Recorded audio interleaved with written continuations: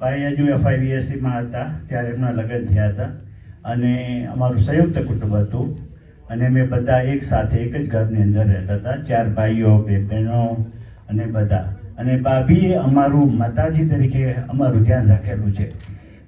હું અમેરિકા આવ્યો એ પહેલાં લગભગ 6 થી 7 વર્ષ એમની સાથે રહેલો અને મને ખૂબ જ એમની સેવાનો લાભ મળ્યો છે. અને અમે ભાભી દેર તરીકે નહીં પણ મા અને દીકરા તરીકે જ રહેતા હતા.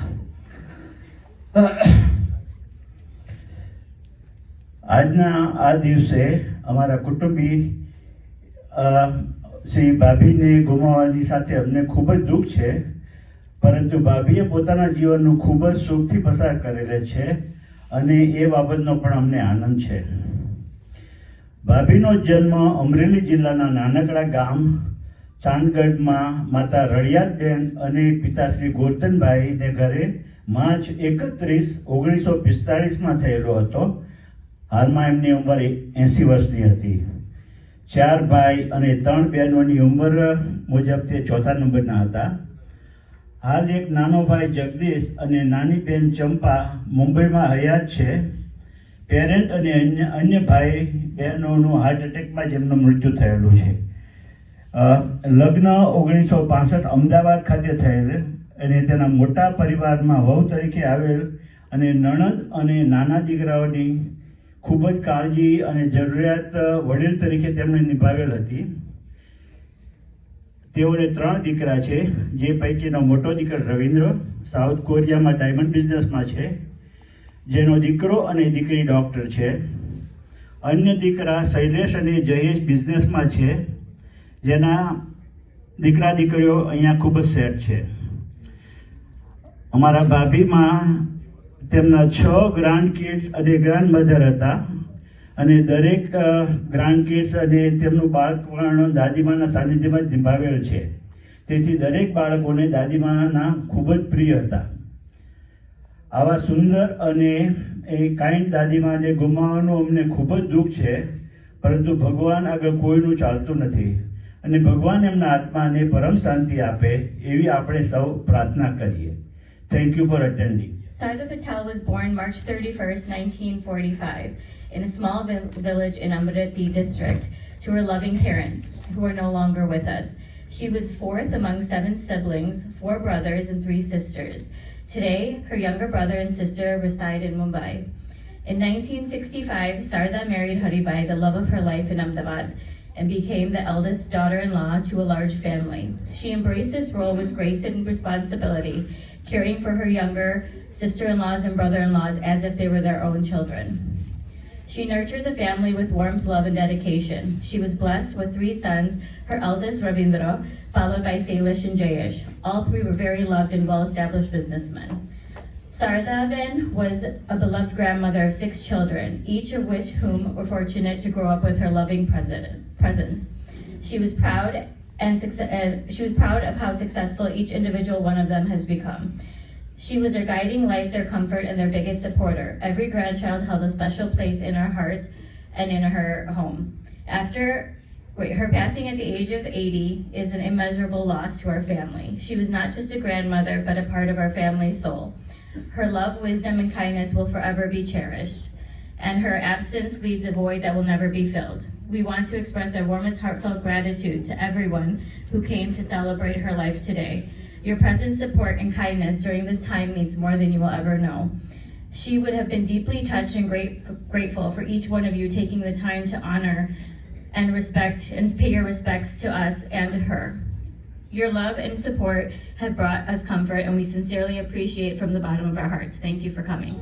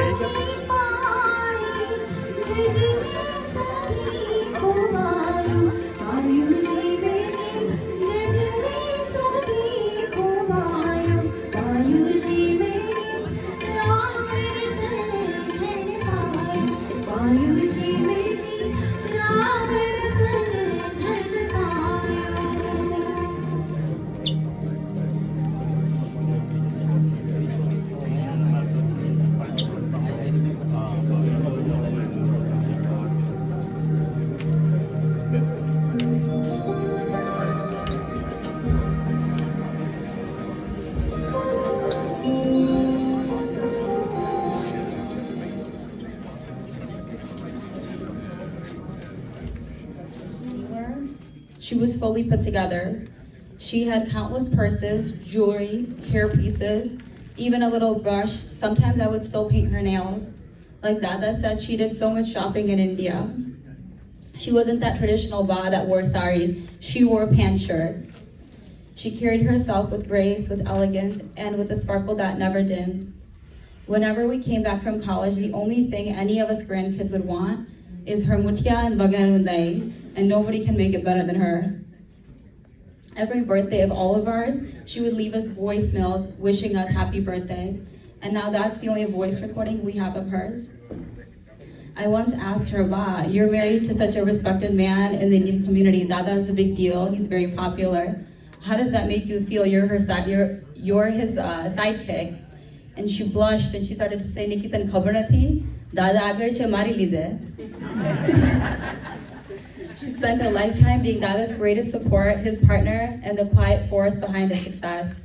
That's who she was, strong, humble, and endlessly loving.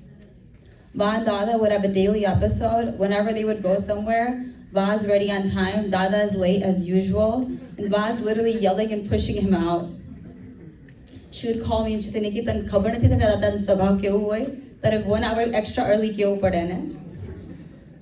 Even when Dada wants to go to Costco and Ba doesn't want to go with him, he will wait in the driveway and continue honking until she comes out. The very last time Ba spoke to me was the day before they left for India. She called me and said, Nikki, tu jaldi ghare aavi ja cho, mara pag joy de, ab bada corns tu kaadi na, ku chali nathi sakti. And there I was sitting with her the next day helping her before she left for India. For those that don't know, there are 6 of us grandchildren. Me, Shrina, Yash, and Abhi are from Chicago. Vijush is from London, and Priya is from India. The last time all of us were together was probably over 20 years ago. The force of my Ba was so strong that she reunited our entire family with all of her grandkids within 24 hours at her hometown in India where everything started. She was the rock that brought everyone together. That is who she was, and that is what her presence meant. She lived a beautiful 79 years, touching countless lives with her kindness and generosity. She fed many people, housed many people, did anything and everything for everyone. There are very few people in this world that would keep guests for months and months to make sure they have a place to stay and food to eat. Those are the type of grandparents we are all lucky to have. Ba, thank you for loving us, for guiding us, for showing us what it means to live your life fully without any regrets. I'm grateful you were able to watch me get married. You will be missed beyond my words, and we will carry you with us always. We love you forever. કોઈ કલ્પનાબાની વાત બની ગઈ.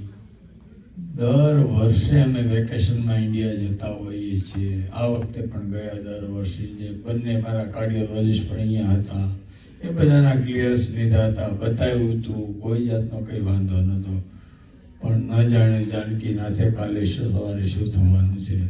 All of sudden મારા વાઈફને problem થયો. Actually તો અમે અઠવાડિયા પહેલાં નીકળી જવાના હતા કે ચાલો આપણે હવે જઈએ. થોડુંક કિડનીમાં પ્રોબ્લેમ લાગ્યો હતો તો એને કહે મને કે ના, હજુ મારે એક અઠવાડિયું ગામડે મારા નેટિવ પ્લેસમાં રહેવું છે. મેં કહ્યું ચાલો.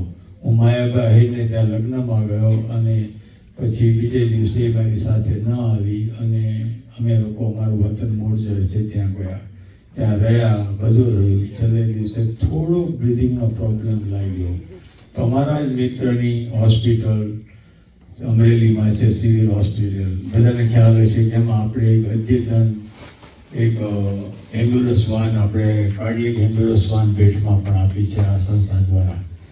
તો ત્યાં ગયા, આખી ટીમ અમારા માટે હાજર હતી. કોઈ જાતનો કંઈ તકલીફ નથી. અમને એમ લાગ્યું કે બીજે દિવસે અમને રજા આપશે. તો સવારના અમે હસબન્ડભાઈ વાતો કરતા હતા બેસીને, ઓક્સિજન ચાલુ હતો અને પ્લાનિંગ કરતા હતા કે હવે 8-10 દિવસ રોકાવું છે તો ક્યાં જવું, શું કરવું. કુદરતી ગતિએ કંઈક શું ધાર્યું હશે, કંઈક કલ્પના બહારની વાત બની. વાતો થતી હતી અને ત્યાં એક ડૉક્ટર આવ્યા, ત્યાંના રેસિડેન્ટ ડૉક્ટર. એણે એક માસ્ક રિમૂવ કર્યો, કારણ કે ડૉક્ટરો સામાન્ય રીતે ચેક કરવા માટે માસ્ક કાઢતા હોય છે, પણ નાની હોસ્પિટલ હોવાથી ત્યાં એવા મેજરમેન્ટો નહોતા કે જોઈ શકે કે કેટલું ઓક્સિજન લેવલ જાતે લેવાય છે, કેટલું બહારથી અપાય છે. પણ પરિસ્થિતિ એવી થઈ કે જેવો એણે માસ્ક કાઢ્યો ચેક કરવા, એની સેકન્ડ એને કાર્ડિયક એરેસ્ટ આવ્યો અને ઓલ ઓફ સડન મોઢામાં ફીણ આવી ગયા અને તરત જ ડૉક્ટરોએ હાર્ટ ચાલુ કરવા મેન્યુઅલી પ્રયત્નો કર્યા, ન થયું. ત્યાર પછી એ લોકો ઇલેક્ટ્રિક કરંટ આપીને હાર્ટ ચાલુ કર્યો અને એને ઇમિડિયેટલી વેન્ટિલેશન ઉપર મૂકી. ઇમિડિયેટલી અમને ખબર પડી, પછી કાર્ડિયોલોજિસ્ટને અમે લઈ આવ્યા. એણે જોયું, પછી એણે કહ્યું કે તમે મોટી હોસ્પિટલમાં લઈ જાઓ. અમરેલી તો નાનું સેન્ટર હતું. ત્યાંથી અમે એર એમ્બ્યુલન્સ કરી, બોમ્બેથી બોલાવી અને એને અમરેલી લાવ્યા. અને ત્યાં સાંજના કોઈ ફ્લાઇટ ઉપડતી નથી 6 વાગ્યા પછી, એટલે બીજા દિવસ 10:30 ઉપર વાત ગઈ. બાય રોડ જવું 5 કલાક, એના કરતાં કીધું આ રીતે સ્પેશિયલ આપણી ફ્લાઇટમાં એર એમ્બ્યુલન્સમાં લઈ જઈએ. અમે બીજે દિવસે 10:30નો સમય હતો. ઇન્ડિયાની પરિસ્થિતિ જુઓ, 10:30 ફ્લાઇટ આવવા માટે રેડી હતી. અદાણીને ત્યાં મેરેજ હતા, એને કારણે કોઈ ફ્લાઇટોને ત્યાં લેન્ડ થવા નહોતા દેતા, મેડિકલ ઇમરજન્સી હોય છતાં પણ. એટલે આમાં લેટ થયું અને 1:30-2 વાગી ગયા. પછી એર એમ્બ્યુલન્સ આવી અને એમાં અમને શિફ્ટ કર્યા અમદાવાદ. અમારા બહુ ઊંચા કોન્ટેક્ટ હતા ડૉક્ટર સાથે જાયડેક્સમાં, બધી આખી ટીમ હાજર હતી. એ લોકોએ અથાગ પ્રયત્ન કર્યા. અમને હોપ હતી કે કદાચ સારું થઈ જાય. પણ જ્યારે MRI કર્યો બ્રેઇનનો, ત્યારે ખબર પડી કે બ્રેઇનના મોટાભાગ ડેમેજ છે, જેને કારણે કંઈ ન થઈ શકશે. એટલે બીજા અંગો સારી રીતે કામ કરતા હતા, છતાં અમે કંઈ ન કરી શક્યા. અંતે ઘરે લાવ્યા. 12મી ફેબ્રુઆરીએ 9:30ની આસપાસ એનો ડેથ થયો. આ એક પ્રેરણા લેવા જેવો કિસ્સો છે સિનિયરો માટે. દરેકને વતનની યાદ હોય, દરેકને જવાની ઈચ્છા હોય. અમે પણ જઈએ છીએ, બધા દર વર્ષે જતા. પણ ક્યારે પણ કોઈને જ્યારે કાર્ડિયક કે હાર્ટને લગતા કોઈ પણ પ્રોબ્લેમ થયા હોય કે થાય તો બહુ અમદાવાદની કે જે મોટા સિટીની સારી હોસ્પિટલમાં ટ્રીટમેન્ટ લો. થોડીક એવી ત્યાંના ડાક્ટરોના પૂરતા નોલેજના અભાવે ક્યારેક આપણે આપણી પોતાની વ્યક્તિ ગુમાવવાનો વારો આવે. એટલે આવી પરિસ્થિતિ નિર્માણ થઈ. પણ કદાચ હમણાં જ અમારા કાર્ડિયોલોજીસ્ટ આવીને ગયા, જેની સાથે 30 વર્ષનો અમારો નાતો છે. આજે એની ડ્યુટી હતી છતાં પણ આવ્યા. અને એમણે અમને જ્યારે મારા બ્રધરે ડિસ્કસ કર્યું ત્યારે એણે કહ્યું ભાઈ કિડનીના થોડા પ્રોબ્લેમને કારણે લંગ્સમાં પાણી આવ્યું, રાઈટ? એને કારણે થયું. આ થવાનું છે બનવા કાળે. પણ કદાચ જો અમે અમદાવાદ હોત અને જાયડેક જેવી સારી હોસ્પિટલમાં તો એની લાઈફ બચાવી શક્યા હોત, 100% બચાવી શકાય. તો આ એક એવો બોધવાડ છે લાઈફનો, કોઈ કલ્પના નથી. કંઈક એવી પરિસ્થિતિ હોય, માણસને કંઈક બીમારી હોય અથવા એવા કારણોસર જાય તો આપણને થાય. અને આટલી સારી વ્યવસ્થા કરી છતાં પણ અમે ન બચાવી શક્યા મારા વાઈફની લાઈફ. મારી સાથે મારા મિત્ર ડૉક્ટર રશ્મિભાઈ સતત સંપર્કમાં હતા. વળી તે દિવસે મેં એમને રાત્રે ફોન ન કર્યો, નહીંતર હું જો રાતના જ અમદાવાદ નીકળી ગયો હોત તો કંઈ વાંધો ન આવ્યો. પણ મેં એટલી ગંભીરતા ન લીધી. એટલે મનમાં મને ગિલ્ટી થયા કરે કે હું રાત દિવસ. અને મારી વાઈફ સાથેના અમારા વર્ષોના, હું ક્યારેય તમે જોયું હશે બધાએ, ઓલવેઝ અમે સાથે હોઈએ. ક્યારેય હું એને છોડી ક્યારેય ગયો નથી. અને એટલી બધી અન્ડરસ્ટેન્ડિંગ હતી અને એટલો બધો લગાવ હતો જ્યારે પાછલી જિંદગીમાં તમારે સથવારાની જરૂર છે ત્યારે એકલા થઈ જવું આપણા માટે બહુ ડિફિકલ્ટ છે. હું જ લોકોને કહેતો, રક્ષિકાબેનને અમારે બનાવ બન્યો તો કે કોઈ બે વ્યક્તિઓ સાથે જતા નથી અને આગળ પાછળ જાય છે તો સહન કરવું જ પડશે ને રાખવું જ પડશે. પણ જ્યારે મારા ઉપર વીતી ત્યારે મને ખબર પડી કે કેટલું અઘરું છે. અહીંયા આટલો માનવ મહેરામણ મેં મારી લાઈફમાં કોઈ ફ્યુનરલ કે કોઈ પ્રાર્થના સભામાં જોયો નથી.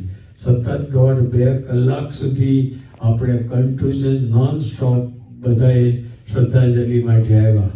ટૂંકમાં એ તમારો બધાનો પ્રેમ છે. અને મને પહેલાં એમ હતું કે હવે એના ગયા પછી હું એકલો થઈ ગયો છું, નર્વસ છું, લાઈફમાં જીવવા જેવું નથી, એવું આપણને ત્યારે જે તે સમયે થતું હોય. પણ જ્યારે આટલું બધું મારું કુટુંબ છે, આ મારો સિનિયર પરિવાર છે, જેની એકની આંખમાંનો ખૂણો ભીનો થઈ ગયો તો મારા આંસુ માંડ રોકી શક્યો હતો. આવી પરિસ્થિતિમાં તમે બધા મારી સાથે છો અને તમે બધાએ અમને આટલો સારો સપોર્ટ કર્યો છે એ બદલ ખૂબ હું આભારી છું. અને મને પહેલાં એમ થતું હતું કે હવે મારે સિનિયરમાંથી બિલકુલ હટી જવું છે, કોઈ કરવું નથી, કાંઈ નથી કરવું, સ્મશાન વૈરાગ જેવી વાત હોય છે. પણ મને એમ થયું કે આટલો પરિવાર મારી સાથે છે તો મારે જૂથ છે એના બમણા ઉત્સાહથી મારે બધા માટે કામ કરવું જોઈએ. અને ખાતરી આપું છું કે મારા વાઈફને તો મને કાયમ કહેતી, એનો સપોર્ટ ન હોય તો ગમે એવો હોય માણસ હોય, મજબૂત હોય, પણ ઘરમાં જ્યારે તમારા વાઈફ તમારી અગેન્સ્ટમાં હોય તો તમે એ પડતું મૂકો અને છોડી દેતા હો છો. પણ જ્યારે એણે મને ઓલવેઝ સપોર્ટ કર્યો છે, 17 વર્ષ સુધી અમારી કમિટીની મિટિંગ મારે ઘેર થતી, ક્યારેય કોઈને ચા પાણી કે નાસ્તો કર્યા વગર એણે જવા દીધા નથી. 80 વર્ષની ઉંમર સામાન્ય રીતે ઉંમર ઇન્ડિયાની દ્રષ્ટિએ જોઈએ તો ઠીક ગણાય, પણ આજે 80 વર્ષે પણ બધાને દુઃખ હતું અને ખૂબ જ દુઃખ હતું બધાને કે ભાઈ આ બધાની વચ્ચે છોડી ચાલ્યા ગયા. પણ છતાં એટલી ખાતરી આપું છું કે જે સિનિયરોની સેવા કરીએ છીએ એનાથી વધુ કરીશું. અને તમારું બધાનું જે બળ અને અમારા પ્રત્યેની શ્રદ્ધા છે એ જ અમારું પ્રેરણા બળ છે. એને કારણે જ અમે સારી રીતે આગળ આવીશું અને સંસ્થા છે એનાથી વધુ મજબૂત બનાવીશું. એટલી આ સમયે તમને ખાતરી આપું છું. Thank you very much. ખૂબ ખૂબ આભાર. તમે બધા અહીંયા આવ્યા, અમને જે બળ આપ્યું, તમે જે શક્તિ આપી, થોડીક જીવવાનું થોડુંક અમને એમ થયું. પહેલાં તો જ્યારે બને માણસ ત્યારે બહુ વર્ષ રાત્રે જ્યારે એકલા પડો ત્યારે લડ્યા કરતા હોય, કારણ કે લાઈફ પાર્ટનર જેની સાથે 60 વર્ષ સુધી અમે જ્યારે સમયગાળો હોય અને પછી ઓલ ઓફ સડન માણસ જાય ત્યારે દુઃખ થાય. જ્યારે અમારે અહીંયા તમને ખબર છે મોક્ષધામનો આપણે એક ફંડરેઝિંગનો પ્રોગ્રામ કર્યો હતો, ડૉક્ટર રશ્મિભાઈ પણ અહીંયા સાથે જ છે, ત્યારે એ બધા ટેબલોને જે બધાની ગોઠવણી હતી નેપકિન તે બધા અમે અમારા એક બેન છે જીમોટલવાળા એમને ત્યાં આપતા ને ઇન્ડિયા ગયા હોવાથી એ ન થયું તો મેં એને કહ્યું કે આપણે લોન્ડ્રામેન્ટમાં આપી દઈએ. મને કે ના $5-7 થાય, આટલો બધો પર ટેબલ દીઠનો ખર્ચો એ ન પોસાય. એણે બધાએ 300 કે 400 ટેબલોના ટેબલ ક્લોથ, નેપકિન 10 થી 12 લોન્ડ્રી ઘેર કરી. અને ત્યાર પછી અમારી ન્યૂ યરની ઇવેન્ટ આવી, એમાં પણ 500 માણસો હતા. એના ટેબલ ક્લોથો જો, નેપકિનો જો, 500 ઉપરના નેપકિનો હોય, આ બધું 12 પૈસા ન ખર્ચવા પડે. 80 વર્ષની ઉંમરે એણે 20 લોન્ડ્રીઓ જાતે કરી અને એને સંકેલી, ઘડી કાઢી અને અહીંયા લાવી મૂકવા, એ બધું જાતે કર્યું. મને એણે કહ્યું કે મને થોડા હાથ દુખે છે. એક લોન્ડ્રીમાંથી જ્યારે ડ્રાયરમાં તમે નાખવા જાઓ, ભીના કપડાં હોય, માણસની 80 વર્ષની ઉંમર હોય અને એટલા શક્તિમાન ન હોય, છતાં એણે કામ કર્યું. ટૂંકમાં સંસ્થા પ્રત્યેની મારી વફાદારીને જો કોઈ બળ આપ્યું હોય તો મારા વાઈફ છે. એણે મને ખૂબ પ્રોત્સાહન આપ્યું છે. મારા આટલું મારું મોટું કુટુંબ હતું, મારા ભાઈ ગોરધને તમને વાત કરી, એ બધાની સાથે અડીખમ ઊભી રહી. ક્યારેય કોઈ દિવસ કલેશ કે કોઈ લાઈફમાં એવો ક્યારેક તો બને જ પ્રસંગ, હસબન્ડ વાઈફ ફેમિલીમાં દેરિયા જેઠિયા દળન ભોજા એમાં પણ ક્યારેય નથી બન્યો. એ અમારા માટે કોઈ ઈશ્વર કૃપા હશે. ભલે કદાચ એણે અચાનક દેહ છોડી દીધો, 80 વર્ષે આપણી વચ્ચેથી ગઈ, પણ એટલી સુવાસ મૂકીને ગઈ. મારી કલ્પના બહારની વાત હતી કે આટલો માનવ મહેરામણ જોયો. આ તો ઠીક છે, અમદાવાદની વાત કરું, 9:30 દેહ છોડ્યો અને 3:30 અમે ફ્યુનરલ રાખ્યું. અમને કલ્પના નથી, ટૂંકા કોઈ જાહેરાત ક્યાંય ન કરી. બારે 20 મારા ફેમિલી મેમ્બર્સો ઇમિડિયેટલી શિકાગોથી દોડીને આવ્યા. ગ્રાન્ડ કિડ્સે તમને કહ્યું નહોતું કે અમે આવીએ છીએ, નહીં તો અમે એને આવવા પણ ન દેત. પણ દુબઈ આવ્યા પછી વાત કરી કે અમે લોકો આવી ગયા છીએ દુબઈને, હવે આવીએ છીએ. બરાબર છે. એટલે ટૂંકમાં ફેમિલી પણ એટલું બધું એકત્ર ભેગું થઈ ગયું અને 3:30 અવસાન થયું. 3:30 અમે જ્યારે સ્મશાન યાત્રા કાઢી ત્યારે 1000 માણસો હશે કદાચ, એથી વધુ હશે, ખબર નથી. રોડ રસ્તા બધું એટલું થઈ ગયું હતું. મારે જયેશે પેલા બધાએ વહેલે પાર્કિંગની એની બધી વ્યવસ્થાઓ કરવી પડી અને એટલા બધા માણસો મહેરામણ આવ્યો કે એની કોઈ લિમિટ બહાર. અને ત્યાર પછી બીજે જ દિવસે, કારણ કે જલ્દી અમારે અહીંયા આવવું હતું, એક ક્ષણ અમારા માટે બહુ કઠિન હતી, પણ બીજે દિવસે પણ અમે સિંધુ ભવનમાં એના માટે બેસણું રાખ્યું. આ જ રીતની ત્યાં પણ વ્યવસ્થા સરસ કરી અને એટલા બધો મહેરામણ આવ્યો કે માણસો ગણી ન શકો તમે, એટલા બધા. આજે પણ એ જ પરિસ્થિતિ થઈ. માણસના લગ્ન પ્રસંગમાં કેટલા માણસો આવે મહત્વનું નથી. માણસ જ્યારે દુનિયા છોડીને જાય છે ત્યારે એને કેટલું સન્માન મળે છે અને કેટલી વ્યક્તિઓ રહે છે, એ એની જિંદગી જીવવાનો સાર્થક નમૂનો એણે આજે પૂરો પાડ્યો છે. અને ગર્વ છે કે મારી પત્નીને તમે બધાએ આ સારી રીતે એના માટે પ્રાર્થના સભામાં હાજર રહ્યા અને સપોર્ટ કર્યો. ખૂબ ખૂબ આભાર. દરેક મિત્રો આવ્યા છો એ નીચે ચા પાણી નાસ્તો કરી દેજો. એટલા માટે મારા વાઈફ ઓલવેઝ ખવડાવવા પીવડાવવામાં ખૂબ આનંદ માણતી અને એને ખૂબ જ ઈચ્છા હોય, ઘરે આવનાર ક્યારેય જવા નતા દેતા. એટલે તમે બધા કરજો અને આપણે સરસ મજાના ભજન કીર્તનનો આપણો 6 વાગ્યા સુધીનો પ્રોગ્રામ છે, ત્યાં સુધી સાંભળીશું અને ભક્તિમાં થોડાક તરબોળ થઈશું.